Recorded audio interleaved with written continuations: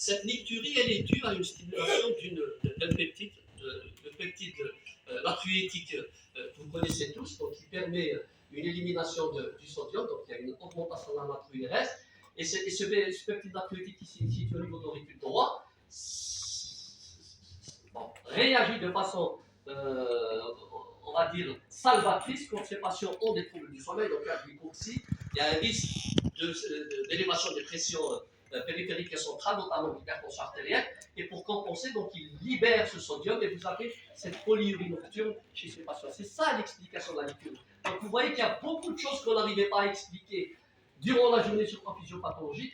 Et le deuxième exemple, je ne sais pas si l'endocrino est là, il pourra peut-être parler mieux que moi par rapport à ça dans l'obésité, c'est la satiété à la faim, liée à la leptine et la ghreline, qui sont intimement liées, leur sécrétion est intimement liée au métabolique libéré par le moelle suprachiasmatique, donc la mélatonine, l'histamine, etc. Donc vous voyez que cette implication physiologique nous renvoie réellement à voir d'un autre regard ce syndrome d'apnée centrale, qu'il soit obstructif ou central. Donc, une nuit de sommeil, elle est organisée en 4 cycles. Donc, quand on dort, on a un sommeil léger, donc une phase d'endormissement.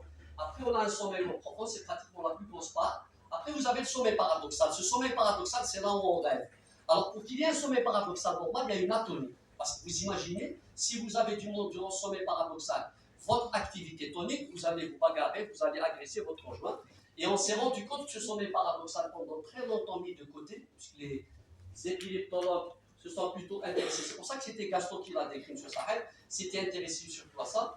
Et bien, grâce au sommeil paradoxal, on s'est rendu compte qu'on pouvait deviner aux études du sommeil des maladies de Parkinson précoces ou des démences à corps de Lévy ou d'autres pathologies, mais aussi ça pouvait nous localiser une lésion au niveau cérébral.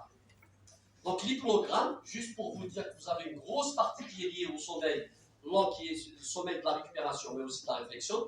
Un élément sur le plan de la reconnaissance, si M. Kabli, peut-être enfin, je pourrais vous montrer 2 polysomnographes que j'ai empruntés avec 2 vrais malades qu'on a eu à Tizi, avec un collègue somnologue brillant qui est à Alger, qui nous a fait l'honneur de nous faire ça. Alors, parler du syndrome d'apnée du sommeil, c'est très bien, donc nos collègues ORL et Pneumo s'en occupent très bien, ils font le diagnostic et le suivi.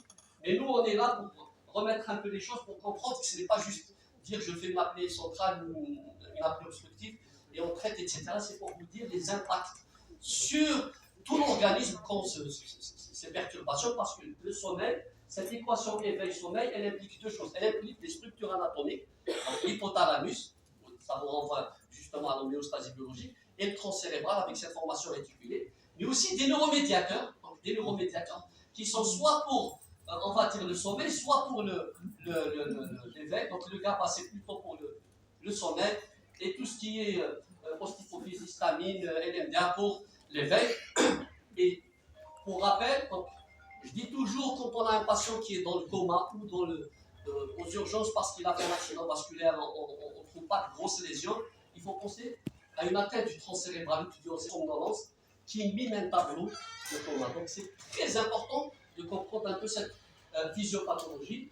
Et dans les structures, dans les centres spécialisés même en sommeil, on arrive même à poser les métabolites pour voir, parce que vous avez des gens qui sont du soir, des gens qui sont du matin, vous avez les cours dormeurs et les non-dormeurs. Dans certaines structures aux États-Unis, pour être recruté en vue de ça, pour voir réellement ce que vous êtes performant ou pas sur le plan de la journée. Donc la nouvelle classification 2005 des troubles du sommeil, donc vous avez l'insomnie, les troubles du sommeil par excès, donc entre autres la somnolence excessive dure, les événements au cours du sommeil, manifestations motrices et les parasomnies, les troubles du sommeil et des rythmes circadiens, les troubles respiratoires, et c'est là, dans ces troubles respiratoires, que vous trouvez ce fameux syndrome d'apnée du sommeil obstructif. Et dans la nouvelle classification, on est vraiment dans les troubles respiratoires en deuxième lieu, donc les obstructifs sont beaucoup plus fréquents. Il faut savoir, c'est pour ça que la pneumo-ORL prend le dessus sur l'emploi de la prise en charge, parce que l'emploi d'incidence est la prévalente, vous voyez beaucoup plus que ces syndromes centraux du sommeil, où je dirais un mot tout à l'heure.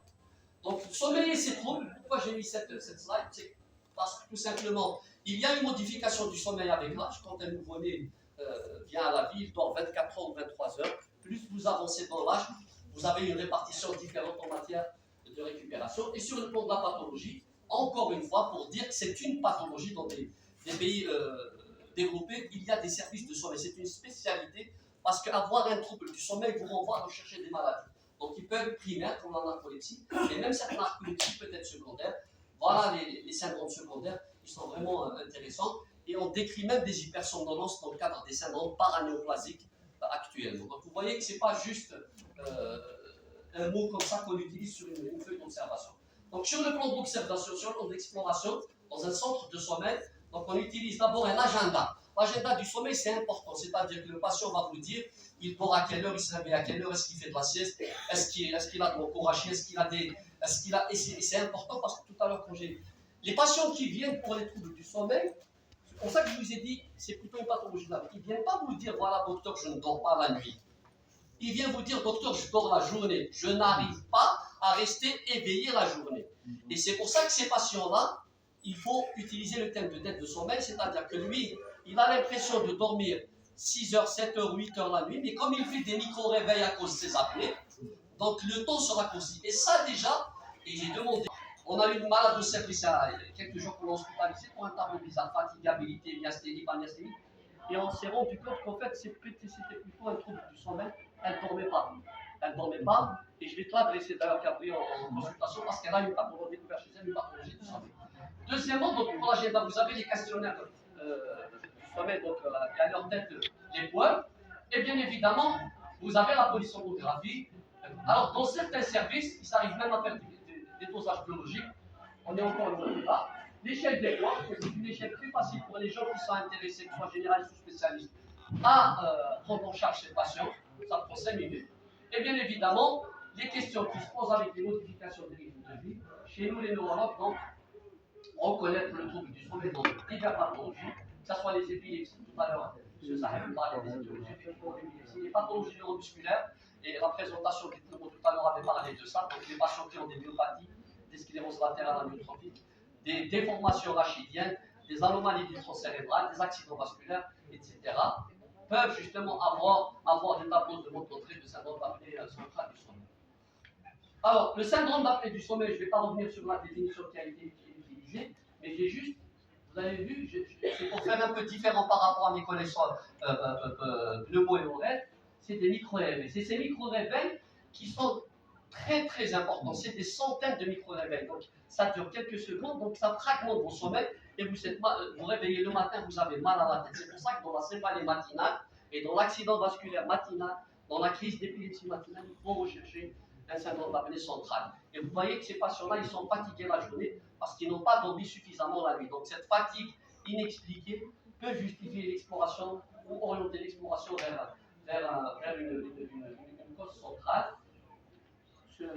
Ça a été détaillé. Donc juste pour retenir que l'apnée centrale du sommeil, elle est rare, il faut la rechercher, ça traduit un dysfonctionnement du contrôle de la respiration.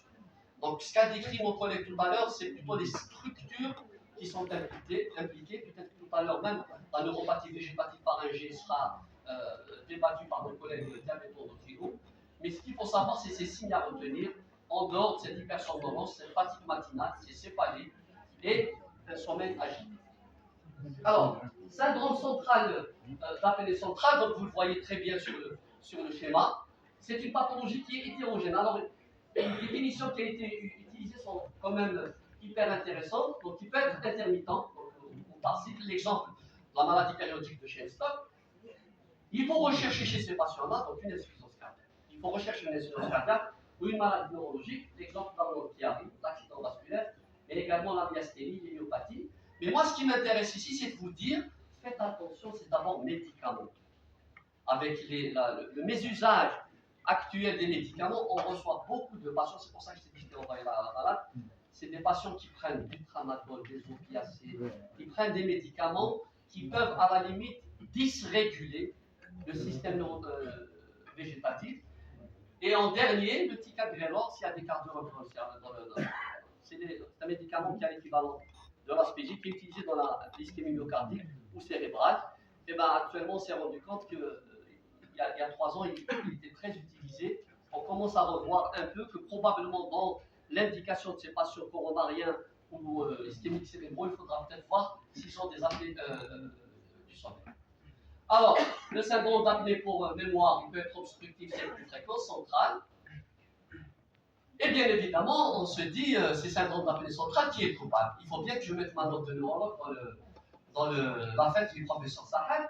Donc le tronc cérébral, c'est lui qui contrôle justement tous ces organes via des récepteurs sanguins, donc on a mis un H, donc la saturation d'oxygène, et surtout au CO2, qui sont les informateurs ou les triggers qui nous disent attention, il y a un problème en matière d'oxygénation, en matière de surcharge d'oxyde de carbone, le dioxyde de carbone avec des exemples assez caractéristiques. Il n'y a pas que ça, donc ça peut se voir aussi en situation d'hypoxémie en altitude.